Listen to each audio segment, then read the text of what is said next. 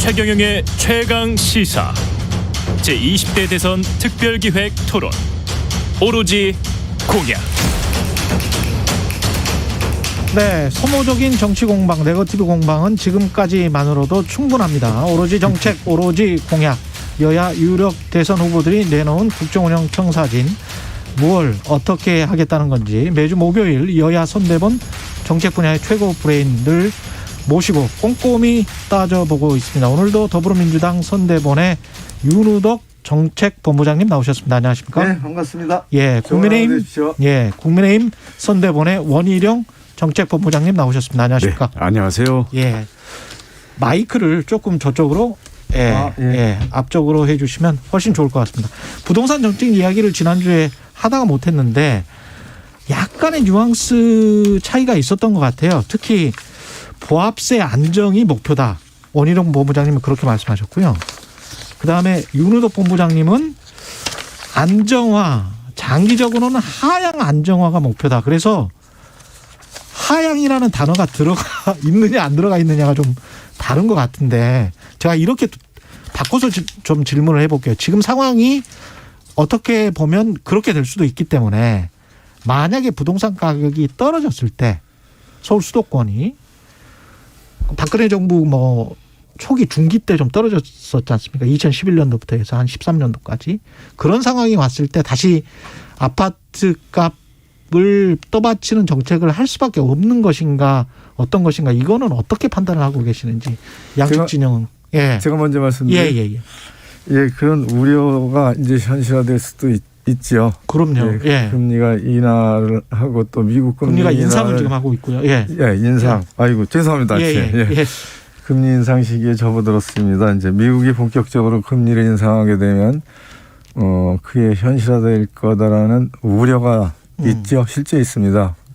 그럼 다음 정부에서 일어날 일이죠. 이제 한 달 후에 일어날 수도 있고 두 달에 하여튼 다음 정부라고 봐야 되겠죠. 신속히 그런 상황이 발생한다면 미리 준비하고 신속히 대처해야 된다고 봅니다. 우선은 이제 매물이 이제 많이 나올 수가 있겠죠. 그렇죠. 그러면 정부가 매입공사 같은 것을 만들어서 중하위 가격의 매물에 대해서는 좀 받쳐줘야 된다. 그런 이제 준비를 해야 되고 그러면서 세제가 신속하게 대응을 해야 되는데 이 다주택자들이 이제 상당히 세부담을 가지고 있기 때문에 그런 다주택자들에 대해서 중과되는 부분들을 좀 빨리 완화하고 이런 조치들을 미리 준비해야 될 거예요. 그리고 이게 시장이 그런 심리 상태에 들어가는데 역시 정책은 연착륙시켜야 되는 게 중요합니다. 그래서 소프트 랜딩 할 수 있는 준비도 해야 된다라는 말씀을 좀 드립니다. 소프트 랜딩 준비를 해야 된다. 너무 경착륙하면 안 된다. 이런 말씀이신 것 같고요. 원진호 본부장님. 저는 그 주택 가격이 보합세 끝에 안정을 가져가야 된다라는 것은 전국 평균적인 것을 얘기하는 거고요.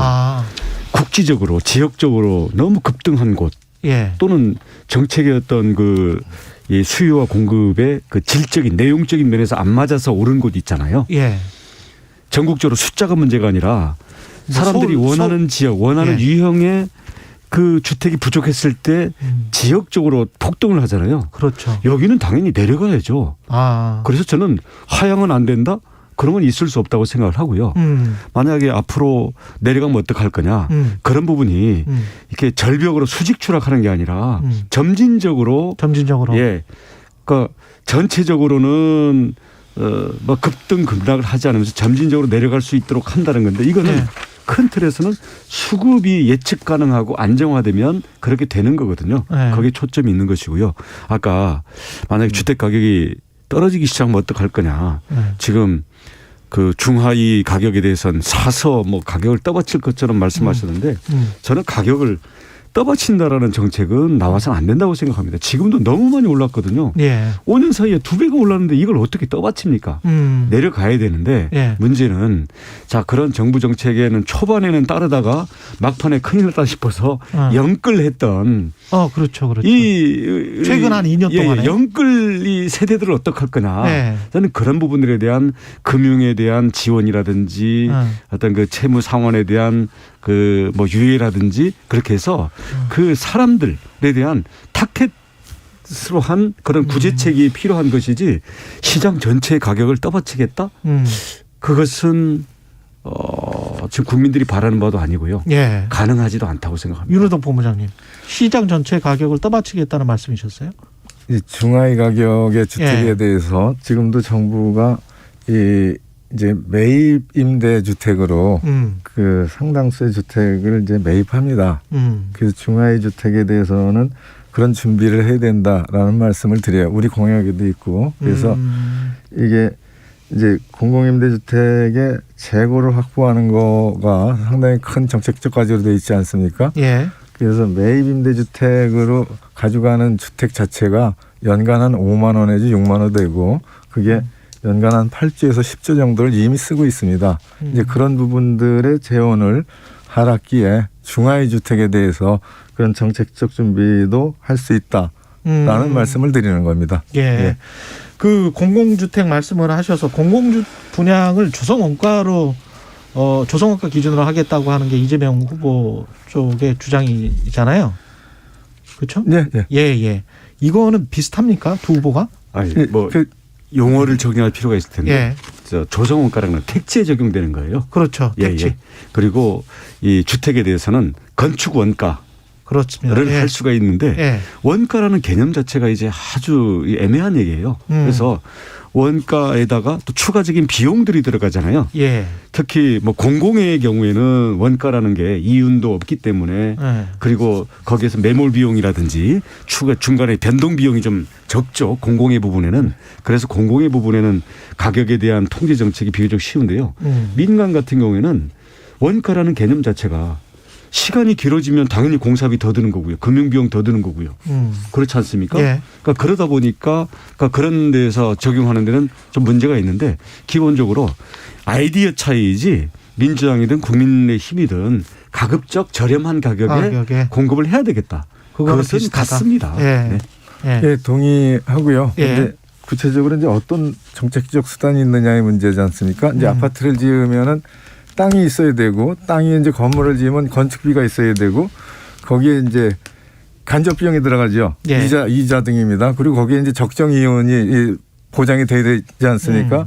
그럼 제일 중요한 게 이제 땅을 부지를 확보하는 건데 지금까지는 이제 공공 택지를 그 조성을 하면은 공공에서도 공공 분양에 대해서 감정가로 다 그 땅을 그 분양을 했어요. 예. 그래서 부지 공급 가격에 그 가격을 산정해서 뭐 파는 그 기준을 이제 감정가로 하다 보니까 시세 그대로 나가니까 당연히 아파트 가격이 높아지죠. 근데 이게 왜 이렇게 됐냐? 2015년에 관련 법규를 개정을 하면서 원래는 조성원가를 공급하게 돼 있었습니다. 조성원가 플러스 120%.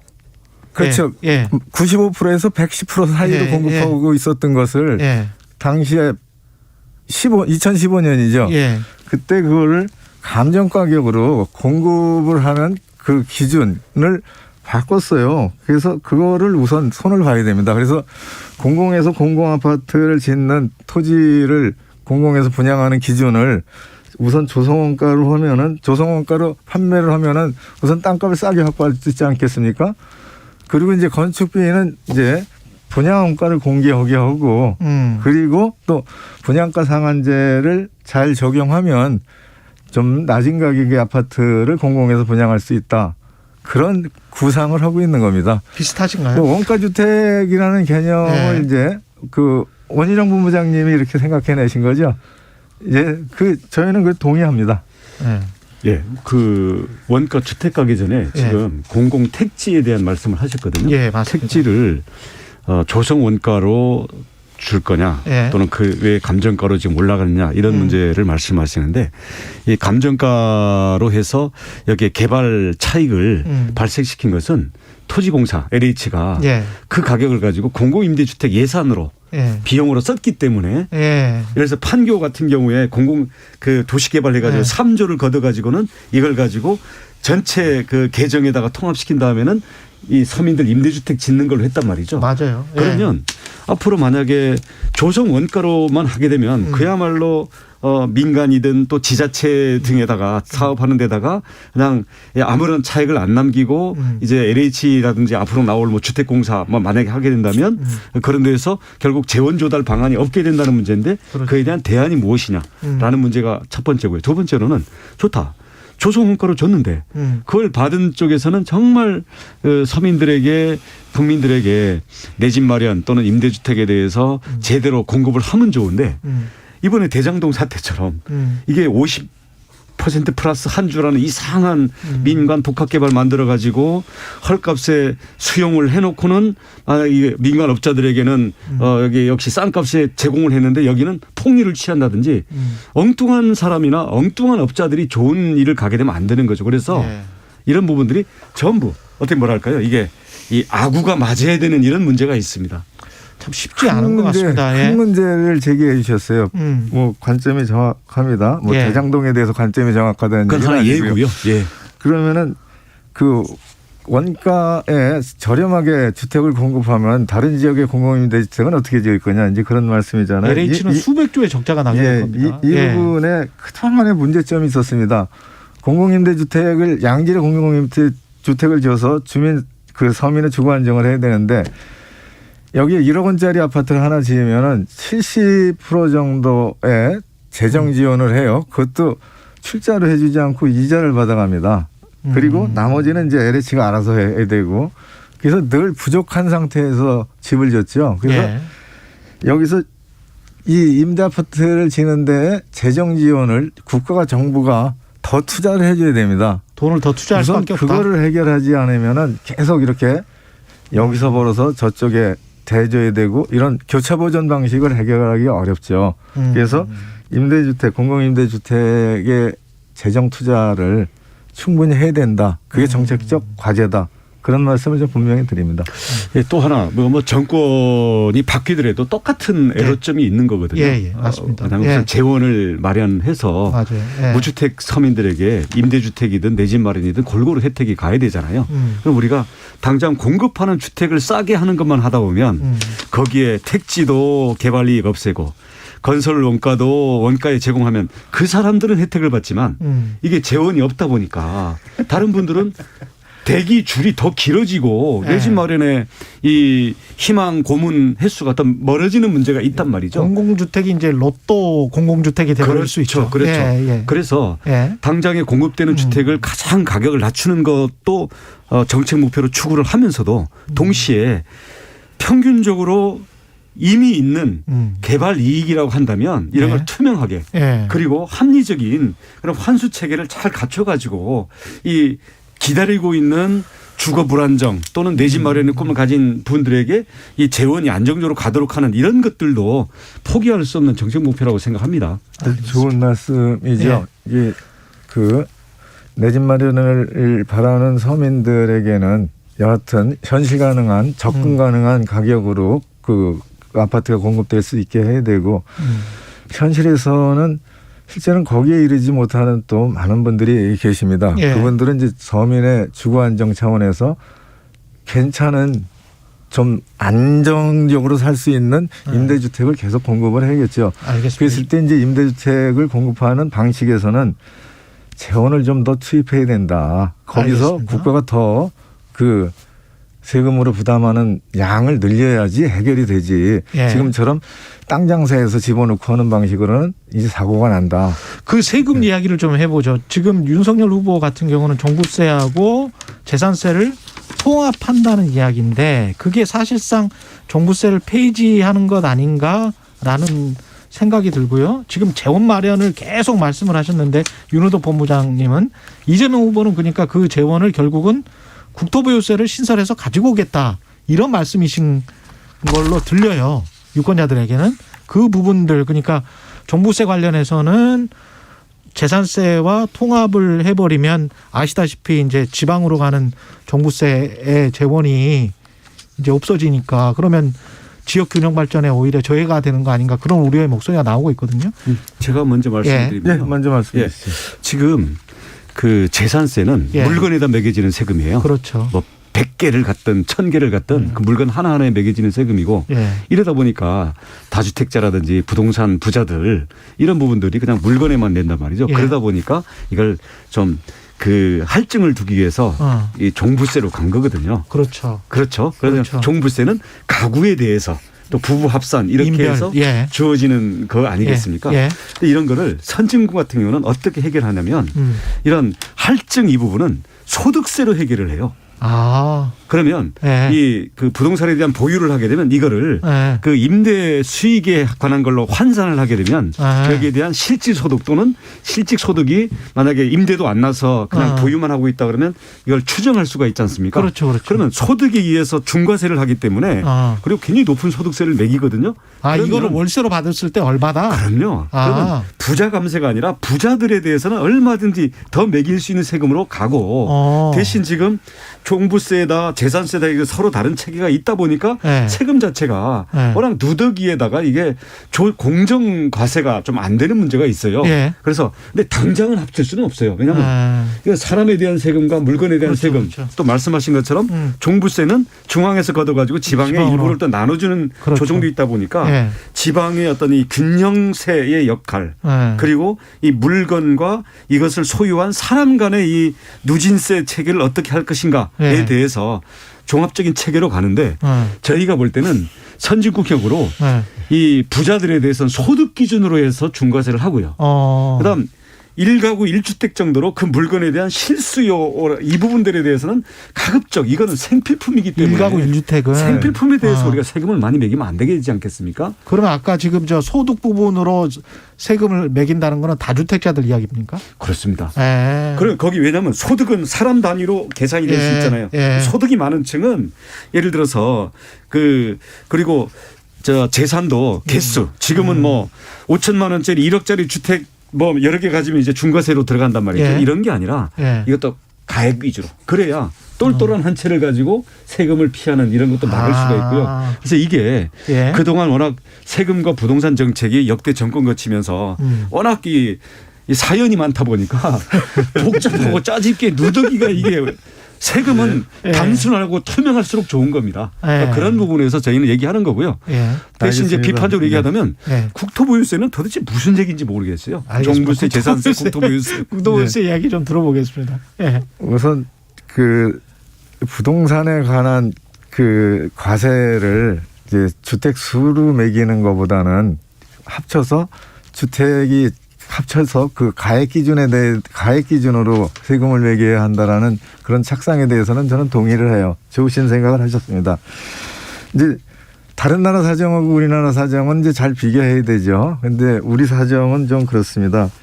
우리나라의 이제 불평등의 원인 중에 제일 큰 게 이제 부동산이죠. 부동산 소득입니다. 여기서 이제 그 많은 불공정이 일어나는 건데 이제 우리나라 토지를 본다면은 개인 기준으로 보면 상위 10%가 전국토의 한 95% 정도, 96.5%를 가지고 있고 그걸 가액으로 치면 79.1%를 가지고 있어요.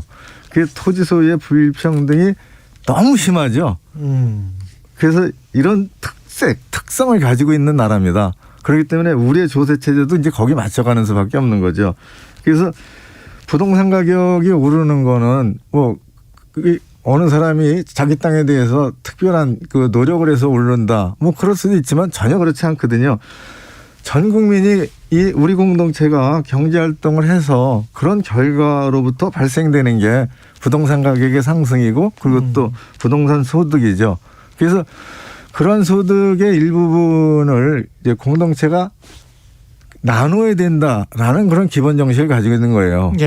그렇게 해서 전 국민의 경제 활동으로 올라간 부동산 가격을 그 소유자 한 사람이 다 갖는다. 그렇게 해서 부의 불평등이 더 심화된다. 그거는 이제 고쳐야 되는 거죠. 그런 취지의 정신을 가지고 있는 게 국토보유세죠. 그리고 또 종부세도 이제 그런 정신을 가지고 있는 겁니다. 그렇게 뭐 일반 국민들에게는 부담이 되지 않을 것이다. 국토보유세가. 일반 국민들에게는 국토보유세가 별로 부담이 안 될 것이다. 워낙 소수에 집중돼 있으니까.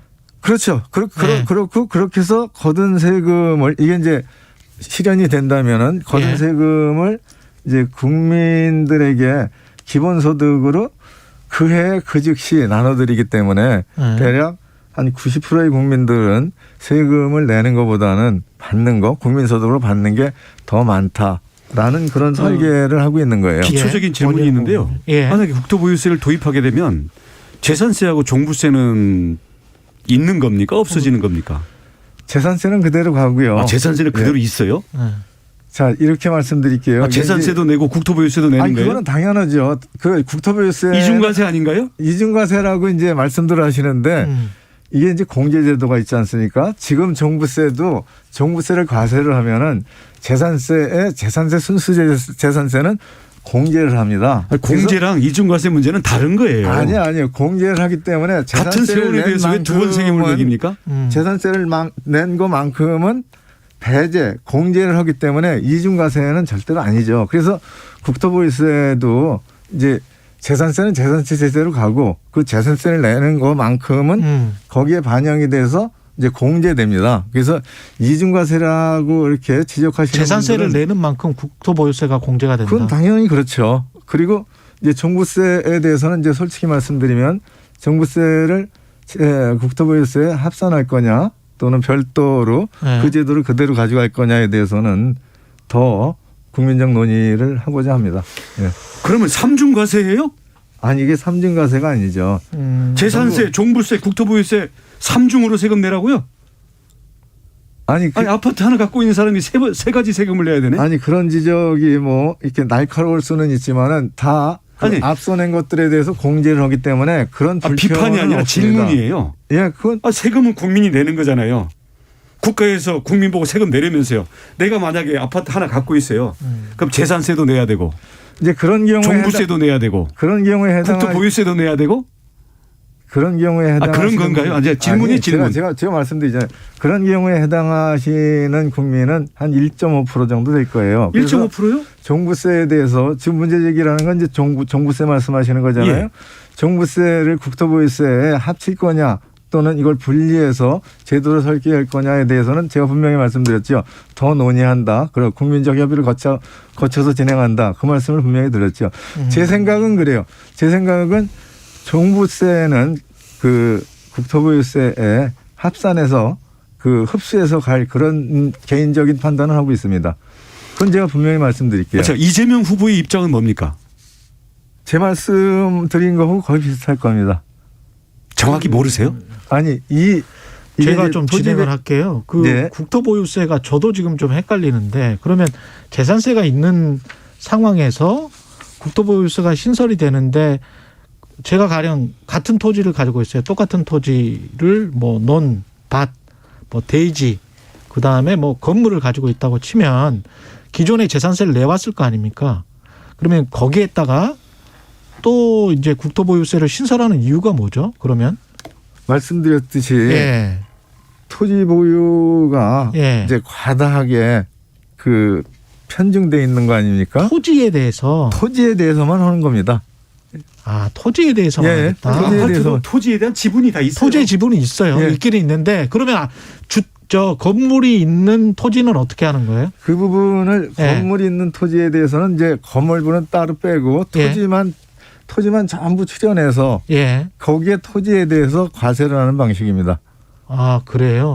지금도 재산세가 건물분하고 토지분하고 이렇게 나눠져 있죠. 나뉘어서 그렇게 하잖아요.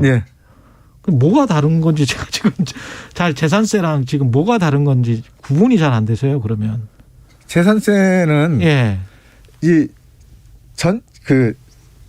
재산세는 이제 재산을 가지고 계신 분들에 대해서 그 공시지가를 만들고 그 공시지가 곱하기 이제 공정시장 가액 비율로 그렇게 이제 과세가 됩니다. 알고 있습니다. 그래서 이제 60% 정도의 공정시장 가액 비율을 계산을 해서 과세가 되죠.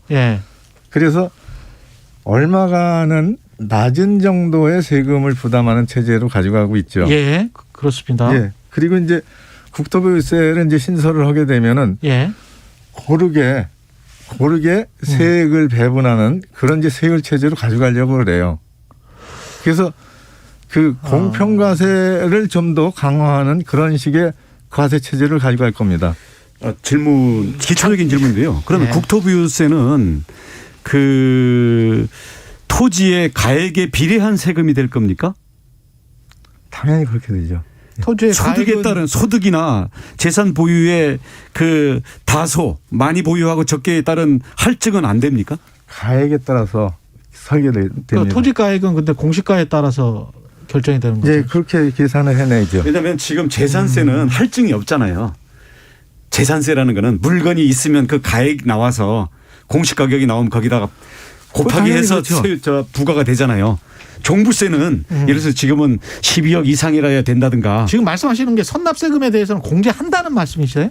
당연히 공제하죠. 아니 선납세금 공제하는 건 공제할 좋고요. 거면 왜 신설을 하지? 국토보유세를 예. 이 매기는 그 기준 자체가 재산 가액에 대해서 퍼센트로 매기는 건지 세율로 아니면 매기죠, 당연히. 예? 세율로 매기는 거지 않습니까? 아니.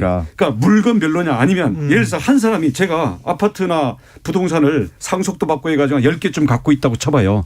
그러면 지금의 종부세처럼 국토보유세라는 거는 그 한 사람이 많이 갖고 있으면은 여기에다가 50% 70% 이렇게 때릴 거냐. 아니면 재산세처럼 1억짜리에 대해서는 거기에 몇 프로, 10억짜리에 대해서는 몇 프로 이걸 단순 합산한 것만 내면 되느냐. 어떤 세금, 왜냐하면 세금이 이게 물건에 따른 종량세냐 아니면 사람에 대한 소득에 따른 이게 누진세냐 이거에 따라 가지고 엄청 다른 거거든요. 이 부분은 그건 얼음과 불처럼 다른 세금이에요. 목적도 다르고 예. 받아들이는 사람들의 조세 저항 심리도 다르고 국토보유세 정체가 뭐냐 이거예요. 이건 가액 기준으로 가액을 하고. 그럼 재산세를 제2 재산세네요. 그건 이제 확대하는 거죠. 그건 뭐 분명합니다. 알겠습니다. 재산세를 한 번 더 매긴다. 예, 알겠습니다. 그리고 한 1, 2분밖에 안 남아서 이게 좀 개념이 저도 헷갈려서 저도 부동산 오랫동안 취재했는데 저도 좀 헷갈렸어요. 그 재건축 재개발 이익과 관련해서 여쭤봐야 되는데 용적률을 지금 다 높인다고 지금 말씀을 하시기 때문에 근데 거기에 나오는 이제 부작용이나 이런 거는 너무 잘 알고 계시잖아요. 이제 특히 이제 아까 종부세 관련해서도 그렇고 지방 공동화를 유발할 수가 있고 그다음에 이제 교통 문제랄지 굉장히 골치 아픈 문제들이 있는데 간단하게 30초씩만 어떻게 하실 건지 말씀하시고 다음 주에 또 해야 되겠습니다. 예, 30초로 제가 얘기를 할게요. 예. 민주당이 결국은 이 재건축 재개발 규제를 풀어야 되겠다라고 쫓아왔기 때문에 지금은 사실은 아이디어 내지는 방법론의 차이지 근본적인 방향은 차이가 없습니다. 물론 예. 토론을 하려면 문제적 지적할 건 많습니다만 문제는 이런 거를 왜 지난 5년 동안 또 박원순 시장 같은 왜 지난 9년 동안 안 했냐? 이렇게 막고서 이 문제를 이렇게 악화시켰냐? 이게 알겠습니다. 우선 첫 번째. 유로도 본부장님 짧게 말씀하세요. 한 10초. 예, 이게 부동산이 계속 상승기에는 이제 규제를 강화하는 그런 정책을 폈죠. 그 부분은 저희가 이제 완화하겠다는 분명한 입장을 갖는 거죠. 그래서 재개발 재건축에 대해서는 용적률도 완화하고 층수도 완화하는 현실적인 공급이 가능하게 하는 그런 정책을 갖고 있다라는 말씀을 드립니다. 상승기에 규제하니까 더 올랐고요. 정책본부장님 국민의힘 선대위의 원희룡 정책본부장님이었습니다. 고맙습니다. 고맙습니다. 예.